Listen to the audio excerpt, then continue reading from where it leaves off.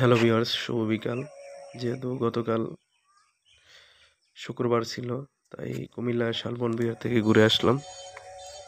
পাশাপাশি যে বিহারটি সেটিরও দৃশ্য ধারণ করলাম।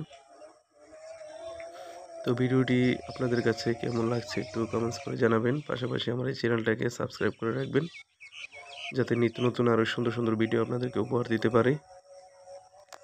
তো